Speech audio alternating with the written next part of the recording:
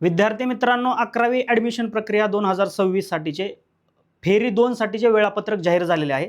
राज्य शासनाने आज संध्याकाळी 6 वाजता ऑफिशियल वेळापत्रक जाहीर केलेलं आहे आणि या वेळापत्रकाप्रमाणे इथून पुढच्या तारखा कोणत्या असतील, म्हणजे तुम्हाला इथून पुढे कशा पद्धतीने फॉर्म भरायचे, कोणत्या तारखेला काय काय गोष्टी करायच्यात, ह्या सगळ्या गोष्टी क्लिअर केलेल्या आहेत. वन बाय वन मी तुम्हाला सगळ्या गोष्टी समजून सांगतो. व्हिडिओ तुम्ही शेवटपर्यंत बघायचा आहे, कारण प्रॉब्लेम काय होतो, तुमची सगळ्यात मोठी अडचण ही आहे की तुम्ही व्हिडिओ शेवटपर्यंत बघत नाही. व्हिडिओ शेवटपर्यंत न बघता तुम्ही मध्ये स्किप करता, मध्ये स्किप करून तुम्ही प्रश्न विचारता. तर हा जो राऊंड असणार आहे, ही जी फेरी 2 असणार आहे, ही तुमच्यासाठी अत्यंत महत्त्वाची असणार आहे. कारण याच्यामध्ये तुम्हाला एक अगोदरच फेरी 1 झाल्यामुळं तुम्हाला जे कॉलेजचे ऑप्शन्स होते, ज्या जागा होत्या, त्या जवळपास आता त्याची संख्या कमी झालेली आहे. त्याच्यामुळे ही जी फेरी 2 असणार आहे तुमच्यासाठी अत्यंत महत्त्वाची असणार आहे. त्याच्यामुळं व्हिडिओ अगदी शेवटपर्यंत बघायचा आहे. व्हिडिओ फार असा काही खूप मोठा नाही आहे, त्याच्यामुळे व्हिडिओ तुम्ही शेवटपर्यंत बघायचा आहे. आणि ज्या व्हिडिओ बघून झाल्यानंतर तुम्हाला काही डाऊट्स असतील तर कमेंटमध्ये विचारायचं. प्रत्येक डाऊटचं निरसन मी तुम्हाला कमेंटच्या माध्यमातून करेल. तर व्हिडिओला आपण सुरुवात करू. पहिल्यांदा आपण काय प्रोसेस जाणून घेऊ की वेळापत्रक कशा पद्धतीने आहे. मग वेळापत्रक तुम्हाला सांगितल्यानंतर मी तुम्हाला समजून सांगतो की भाग 1 मध्ये तुम्हाला काय काय बदल करायचा आहे, कोणत्या कोणत्या गोष्टी तुम्ही बदलू शकता, भाग 2 मध्ये कशा पद्धतीने बदल करायचा आहे, ज्यांनी ॲडमिशन म्हणजे ज्यांचा नंबरच लागला नाही त्यांना पुन्हा पसंतीक्रम द्यायचे का तेच पसंतीक्रम पुढच्या फेरीला लागू होतील, किंवा तुम्ही नवीन कॉलेज ॲड करू शकता का, ह्या सगळ्या गोष्टींची माहिती तुम्हाला या व्हिडिओच्या माध्यमातून मी देणार आहे. पहिल्यांदा काय करू आपण, पहिल्यांदा वेळापत्रक जाणून घेऊ. तर याच्यामध्ये आपल्याला ॲडमिशन शेड्यूलमध्ये तुम्हाला दरवेळेसप्रमाणे काय करायचं, गुगल क्रोमला जायचं.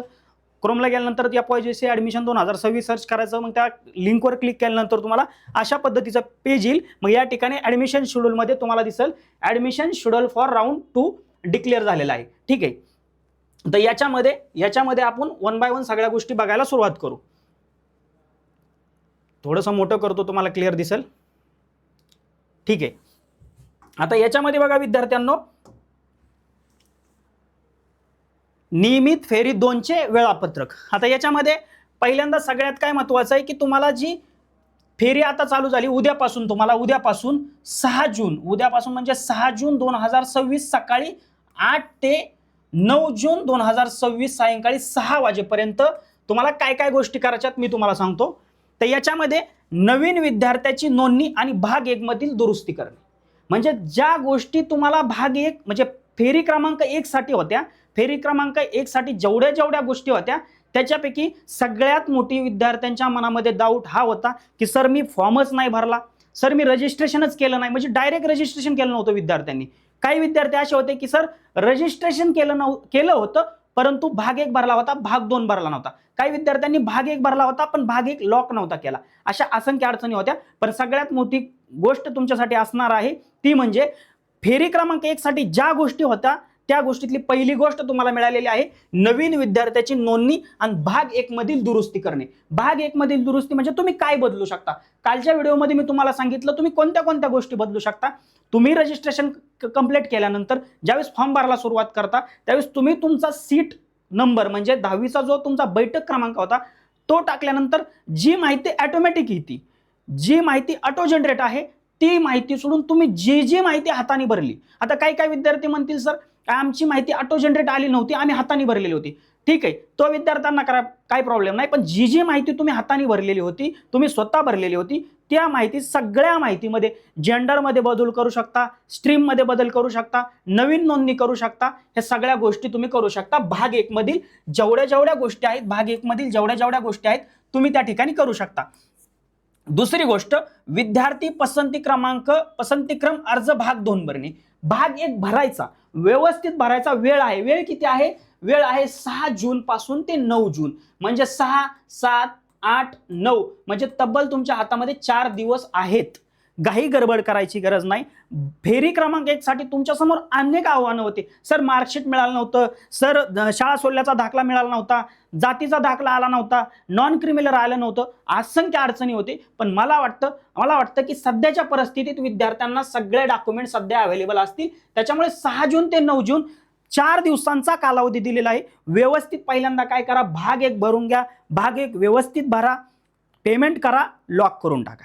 ठीक आहे, ती गोष्ट क्लिअर झाली. भाग 2 भरत असताना पसंती क्रमांक अर्ज 2 भाग व्यवस्थित भरून घ्या. त्याच्यामध्ये विद्यार्थी किमान 1 आणि जास्तीत जास्त म्हणजे कमाल कनिष्ठ महाविद्यालय 10 कनिष्ठ महाविद्यालयांचा पसंतीक्रम भरू शकतो. म्हणजे कमीत कमी एक कॉलेज तुम्ही टाकू शकता, टाकावं लागेल. जास्तीत जास्त 10 कॉलेज टाकू शकता. आता पहिल्यांदा मी काय म्हणतो ते शांततेत ऐका तुम्ही. मी काय म्हणतो, तुम्ही भाग 2 भरत असताना चुकी काय करता, कॉलेज निवडत असताना कॉलेज कोणतं निवडतोय, म्हणजे कोणत्या कॉलेजची निवड करतोय आपण, हे नीट बघत नाही. पहिल्यांदा तुम्हाला काय करायचं, कॉलेज तुमच्या घरापासून जवळ आहे का, त्या कॉलेजसाठी तुम्ही जाऊ शकता का, ही पहिली गोष्ट क्लिअर करा. ठीक आहे. दुसरी गोष्ट काय बघा, ते कॉलेज कसं आहे, म्हणजे सेल्फ फायनान्स आहे, एडेड आहे की अनएडेड, म्हणजे विना अनुदानित आहे की अनुदानित आहे की सेल्फ फायनान्स आहे का म्हणजे प्रायव्हेट आहे, ह्या सगळ्या गोष्टीची कॉलेज निवडताना तुम्ही चाचपणी करा. त्यानंतर दुसरी गोष्ट, त्या कॉलेजची तुम्हाला फीज समोर दिलेली असते, फीज की तुम्हाला फीज किती आहे, एका वर्षाची फीज किती आहे, ऍडमिशन घेताना तुम्हाला किती पैसे पे करायच्यात, ह्या गोष्टीची तुम्ही माहिती घ्या. आणि तिसरी सगळ्यात महत्त्वाची गोष्ट मी कालच्या व्हिडिओमध्ये सांगितली, आजच्या व्हिडिओमध्ये सांगतोय, राऊंड 2 मध्ये तुम्ही ऍडमिशन पासून वंचित राहू नये. तुमचं ऍडमिशन डेफिनेटली होणार आहे. कालही तुम्हाला सांगितलं ऍडमिशन तर होणार आहे. शेवटच्या विद्यार्थ्याचे ऍडमिशन होईपर्यंत ऍडमिशन प्रक्रिया चालू राहील असं राज्य शासनाने डिक्लेअर केलेलं आहे. परंतु तुमच्या हातामधून जे ऑप्शन्स आहेत, सध्या तुमच्या हातामध्ये 10 ऑप्शन्स आहेत, 8 होतील, 8चे तिसऱ्या फेरीला 7 होतील, चौथ्या फेरीला 6, म्हणजे अशा पद्धतीचे कमी ऑप्शन जातील. म्हणून व्यवस्थित भरा. मग काय करायचं, कट ऑफ चेक करायचा. जो पहिली फेरी तुमची फेरी क्रमांक 1 झाली, याचा जो कट ऑफ आहे, तुम्हाला काल सांगितलं कुठून चेक करायचा, नसेल बघितला तर व्हिडिओ पुन्हा बघा. कट ऑफ तुम्ही कशा पद्धतीने चेक करायचा ती सुद्धा सांगितलं आहे. पहिल्यांदा जे कॉलेज निवडताय त्या कॉलेजचा युडाईस नंबर टाकून तुम्हाला काय करायचं, कट ऑफ. मग कोणत्या गोष्टी कॉलेज टाकताना चेक करायच्या, पहिलं म्हणजे तुम्ही कट ऑफ चेक करायचा, दुसरं म्हणजे ते कॉलेज गव्हर्नमेंट म्हणजे अनुदानित आहे, विना अनुदानित आहे की प्रायव्हेट आहे की सेल्फ फायनान्स आहे. तिसरी गोष्ट, कॉलेज जवळ आहे का, तिथं राहण्याची सोय आहे का, सगळ्या गोष्टी आहे का, ह्या 3 गोष्टी चेक करा आणि तदनंतर कॉलेजची निवडा. मग 10 कॉलेज तुम्ही निवडू शकता. मग कट ऑफ प्रमाणे तुम्ही पसंती क्रमांक द्या. तुम्हाला समजा 85 मार्क आहेत, 85% एखाद्या कॉलेजचा कट ऑफ 85.5 पर्यंत आलेला आहे, 86 पर्यंत, ते कॉलेज मग 1 नंबरला टाका, त्याच्या खालोखाल 2 नंबर 3 नंबर, अशा पद्धतीने कॉलेज तुम्ही टाका. तुमच्या आवडीचं कॉलेज 1 नंबरला टाका. असे 10 कॉलेज निवडा, काही अडचण नाही. ठीक आहे.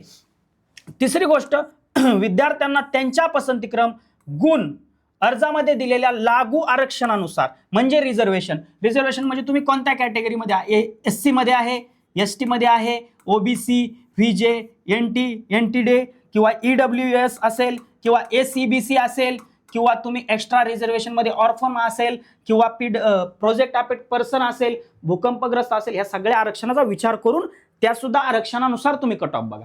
तर काय करायचंय, कनिष्ठ महाविद्यालय तुमच्या आरक्षणानुसार, गुणांनुसार, तुमच्या अर्जात दिलेल्या माहितीनुसार दिले जातील. प्रवेश अर्ज लॉक करणे आवश्यक. पार्ट 1 विद्यार्थी मित्रांनो भरा. पार्ट 1 भरल्यानंतर तो लॉक करा.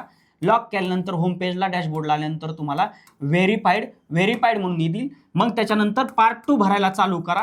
पार्ट 2 व्यवस्थित भरा, कॉलेजची माहिती व्यवस्थित भरा आणि तो नंतर त्याच्यानंतर लॉक करा. लॉक केल्यानंतर मग तुम्ही ऍडमिशनसाठी व्यवस्थितपणे अर्ज सादर केला असा त्याचा अर्थ होतो.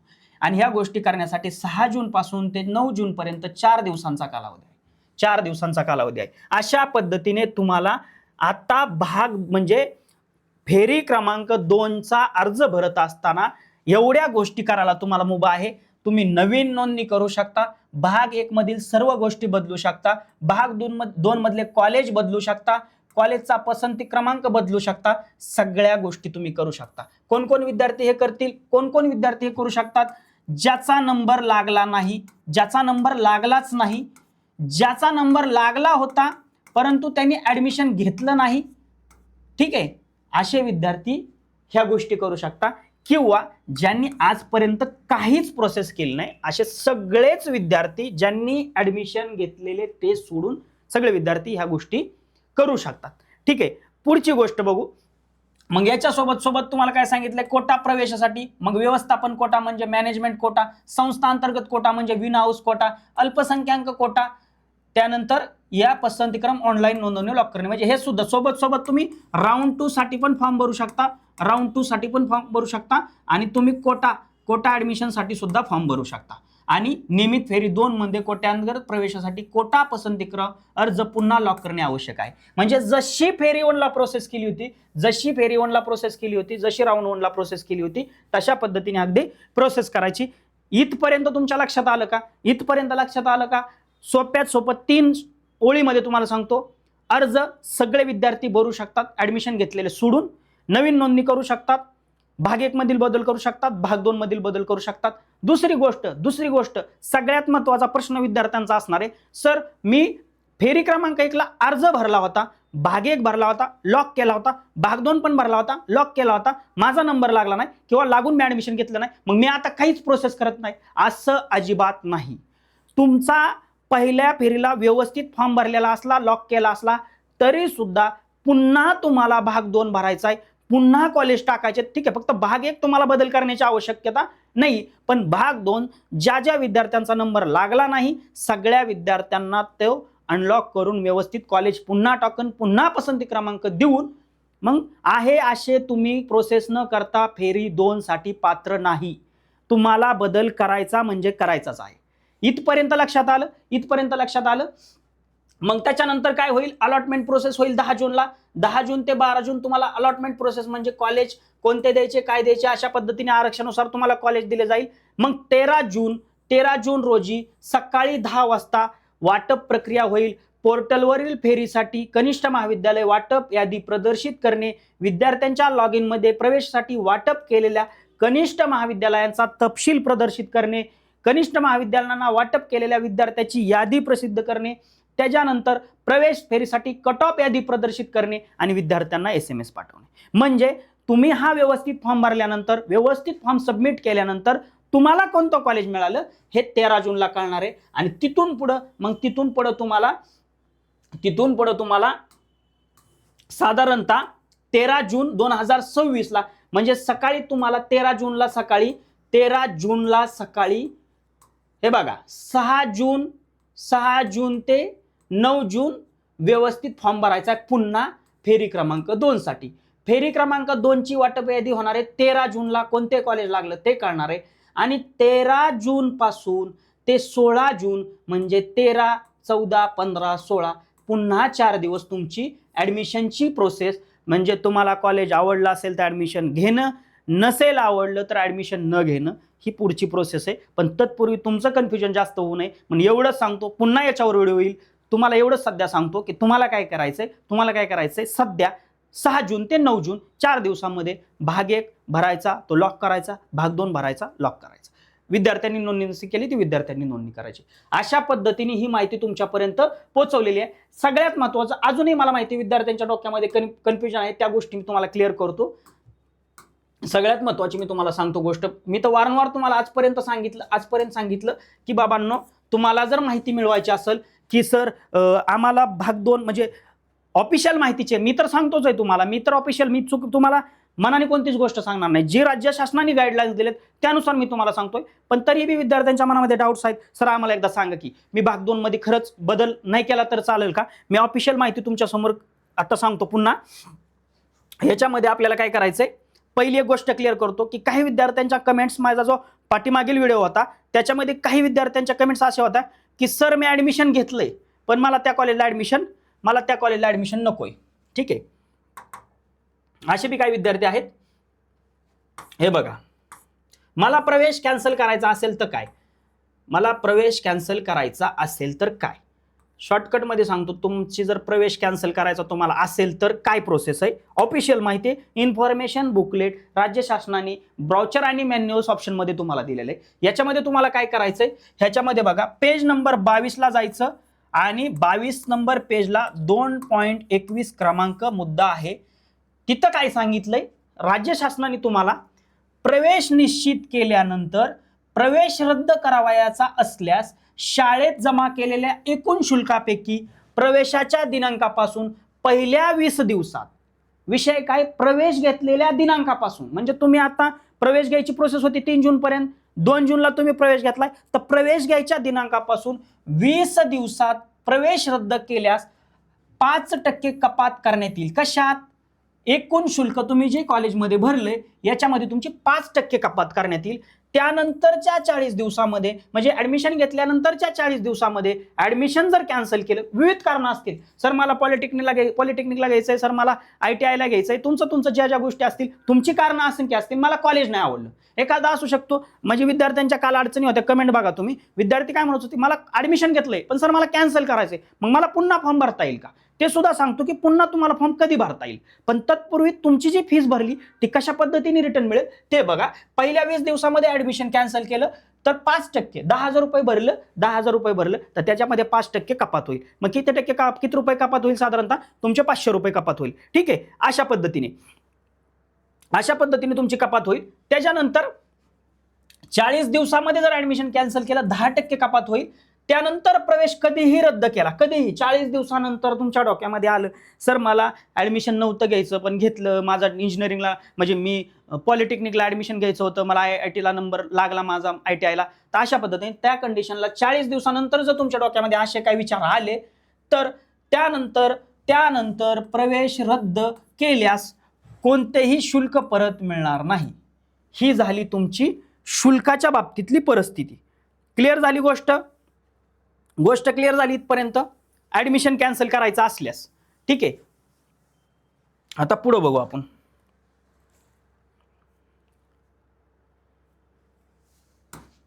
आता ऍडमिशन झालं होतं परंतु ऍडमिशन कॅन्सल करायचं होतं, त्याच्याबद्दल मी सांगतो. पण नियमित फेऱ्यांसाठीचे नियम पहिल्यांदा सांगतो. जी गोष्ट तुम्हाला पहिल्यांदा सांगितली तीच पुन्हा तुमच्या समोर गाईडलाईन्स मध्ये सांगतो, म्हणजे उद्या तुम्ही म्हणायला नको सरांनी मनाने काहीतरी सांगितलं होतं, आमचं नुकसान झालं. ठीक आहे, तर याच्यामध्ये बघा प्रत्येक फेरीसाठी ऑनलाईन संमती नोंदवणे. प्रत्येक फेरीसाठी इथं लिहिले प्रत्येक, मग फेरी क्रमांक 1 असू द्या, फेरी क्रमांक 2 असू द्या, सगळ्यांसाठी खुली फेरी असू द्या, मुलींसाठी राखीव फेरी असू द्या, सगळ्यांसाठी काय करायचंय, सगळ्यांसाठी प्रत्येक फेरीसाठी ऑनलाईन संमती नोंदवणे. म्हणजे भाग 2 पुन्हा लॉक करणे सक्तीचे असेल. प्रत्येक फेरीपूर्वी संमती नोंदवणे आवश्यक आहे. प्रत्येक फेरीसाठी मागील पसंती क्रम पुढे जसेच्या तसे आपोआप घेतले जाणार नाहीत. मगाशी मी सांगितलं, तुमच्या डोक्यात विचार चालू असतील, लय भारी फॉर्म भरला होता सर, लय भारी कॉलेज निवडले होते, नाही नंबर लागला तर मी शांत राहतो, माझा आपोआप नंबर लागेल. नाही, स्पष्टपणे सांगितले, प्रत्येक फेरीसाठी मागील पसंती क्रम पुढे जसेच्या तसे आपोआप घेतले जाणार नाहीत.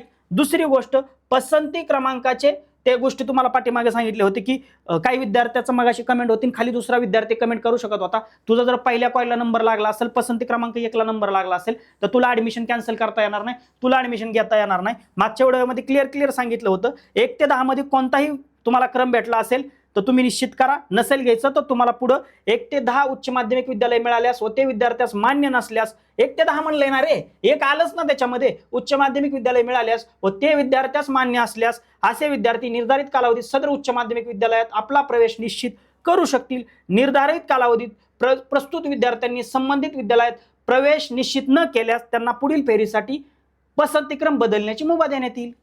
1 ते 10 कुठला? क्लिअर झालं. पहिल्यांदा आता भाग 2, प्रत्येकाला ज्याचा नंबर लागला नाही, ज्याचा नंबर लागला होता त्याने ऍडमिशन घेतलं नाही, सगळ्यासाठी तुमच्यासाठी प्रोसेस आहे. मग इथं सांगितलंय अर्ज मागे घेऊ शकता, तुम्ही अर्ज मागे घेऊ शकता, त्या गोष्टी सांगितल्यात. मगाशी मी तुम्हाला सांगितलं की तुम्हाला ऑनलाईन अर्ज भरल्यानंतर ITI, तंत्रनिकेतन म्हणजे पॉलिटेक्निक्स सारख्या अभ्यासक्रमांना प्रवेश मिळाला अथवा या केंद्रीय ऑनलाईन प्रवेश प्रक्रिया प्रवेश येणार नसलेल्या विद्यार्थ्यांना अर्ज मागे घेण्याचा पर्याय उपलब्ध करून दिला जाईल. तरी ज्यांनी 11वी प्रवेश प्रक्रियेमध्ये पुन्हा यायचेच नाही, म्हणजे नंबर मी नाही लागला आणि पुन्हा मला यायचं पण नाही प्रोसेसमध्ये, माझा विचार बदललाय, ते विड्रॉल ऍप्लिकेशनचा तुम्हाला मुद्दा उपस्थित करून दिला शासनाने. का करून दिलाय? तुमचं विड्रॉलचं ऍप्लिकेशन झालं, एखाद्या गोरगरीब गरजू विद्यार्थ्याचं, होतकरू विद्यार्थ्याचा त्या ठिकाणी नंबर लागू शकतो म्हणून दिले. पण याच्यावर आपण फार विचार करण्याची गरज नाही, ही गोष्ट सोडून द्या. सगळ्यात महत्वाची गोष्ट खाली तुम्हाला सांगतो, प्रवेशित विद्यार्थ्यास प्रवेशित विद्यार्थ्यास म्हणजे ऑनलाईन नंबर लागला होता, शाळेत गेला, ऑफलाईन ऍडमिशन घेतलं, डॉक्युमेंट सबमिट केलं, फीज भरली, अशा विद्यार्थ्याला ऍडमिशन. प्रवेशित विद्यार्थ्यास प्रवेश प्रक्रियेच्या कोणत्याही टप्प्यावर प्रवेश रद्द करता येईल, अशा विद्यार्थ्यांना ऑनलाईन प्रवेश प्रक्रियेमध्ये पुन्हा सहभागी व्हायची असल्यास भाग 2 पुन्हा भरून सर्वांसाठी खुला फेरी एक आहे, सर्वांसाठी खुली फेरी एक सुद्धा दिलेली आहे, सर्वांसाठी खुला फेरीमध्ये सहभागी होता येईल. त्याच्यानंतर संबंधित विद्यालयाने विद्यार्थ्यास प्रवेश नाकारला, म्हणजे एखाद्या विद्यार्थ्याचा नंबर लागला होता पण आता एखादा विद्यार्थी असा प्रवेश फेरी 1 मध्ये असेल, समजा फेरी क्रमांक 1 मध्ये ज्याचा नंबर लागला होता पण काही तांत्रिक चुकीमुळे कॉलेजनी त्याला ऍडमिशन दिलं नाही, संबंधित विद्यालयाने विद्यार्थ्यास प्रवेश नाकारल्यास अर्जातील चुकीमुळे अशा विद्यार्थ्यास लगतच्या फेरीमध्ये, म्हणजे फेरी क्रमांक 1 ची लगतची फेरी 2, 2 ची लगतची फेरी 3, 3 च्या लगतची फेरी, मुलींसाठी फेरी खुला फेरी, या लगतच्या फेरीमध्ये सहभागी होता येईल. आणि ज्या विद्यार्थ्यांनी स्वतःच्या हाताने ऍडमिशन कॅन्सल केले अशा विद्यार्थ्याला सर्वांसाठी खुल्या फेरीमध्ये सहभागी नोंदता येईल. एवढं तर क्लिअर आलं की शासनाच्या डोक्यात एकच आहे, काही करून ह्या पोराला ऍडमिशन द्यायचं, ऍडमिशन पासून कोणाला वंचित ठेवायचं नाही. ठीक आहे, एवढी गोष्ट क्लिअर झाली. याच्यामध्ये ती गोष्ट तुमच्या आता क्लिअर झाली की बाबा मला कॅन्सल करायचं असलं तर काय, मला घ्यायचं नसलं तर काय, मला घेतलं होतं पण बदलायचं असेल तर काय, मी काहीच प्रोसेस नव्हती केली तर काय. आता इथपर्यंत तुमच्या लक्षामध्ये एक गोष्ट क्लिअर आलेली आहे की सर आम्ही काय काय करू शकतो. परत रिवाइज करतो. लास्टला एकदम हायलाइट मुद्दे सांगतो. पहिली गोष्ट फेरी 2 साठी वेळ आहे 6 जून ते 9 जून. Okay, clear. याच्यामध्ये काय काय करायचंय, याच्यामध्ये ज्या विद्यार्थ्यांचा नंबर लागला नाही, ज्या विद्यार्थ्यांचा नंबर लागला होता पण ऍडमिशन घेतले नाही अशा विद्यार्थ्यांना परत भाग 2 भरायचा आहे, भाग 2 पुन्हा भरायचा आहे, पसंती क्रमांक द्यायचे आणि तो लॉक करायचा आहे. आणि यांच्यामध्ये जर माहिती चुकीची भरली असेल तर तुम्ही भाग 1 अनलॉक करून व्यवस्थित माहिती भरू शकता. तिसरी महत्वाची गोष्ट, ज्यांनी आजपर्यंत ऍडमिशन प्रोसेसला हातच लावला नव्हता, अर्थातच न्यू रजिस्ट्रेशन तुम्ही करू शकता या सगळ्या गोष्टी. आणि ही सगळी गोष्ट झाल्यानंतर 13 जूनला तुमची लिस्ट लागणार आहे. आणि शेवटी महत्वाची गोष्ट सांगितली होती की तुम्ही जर ऍडमिशन घेतलं होतं, तुम्हाला जर ते कॅन्सल करायचं असेल ते करू शकता, परंतु सर्वांसाठी खुली फेरी जी असेल त्या फेरीमध्ये तुम्ही ऍडमिशनसाठी पुन्हा भाग घेऊ शकता. अशा पद्धतीने मी तुम्हाला अत्यंत सुटसुटीत सगळ्या गोष्टी समजून सांगितल्या आहेत. तुम्ही सगळ्या गोष्टी बदलू शकता, मनामध्ये कोणतंही कन्फ्युजन ठेवू नका. व्यवस्थित व्हिडिओ जर बघितला तर मला वाटतं ह्या व्हिडिओनंतर, हा व्हिडिओ बघितल्यानंतर तुम्हाला कोणत्याच गोष्टीची शंका मनामध्ये राहणार नाही. तरीही एखादी शंका मनामध्ये आली असेल कमेंट करून तुम्ही विचारू शकता. व्हिडिओ जर आवडला असेल तर व्हिडिओला लाईक करा आणि असेच नवनवीन इन्फॉर्मेटिव्ह व्हिडिओज बघण्यासाठी आमच्या ईसारथी ऑनलाईन यूट्यूब चॅनलला सबस्क्राईब करा. धन्यवाद.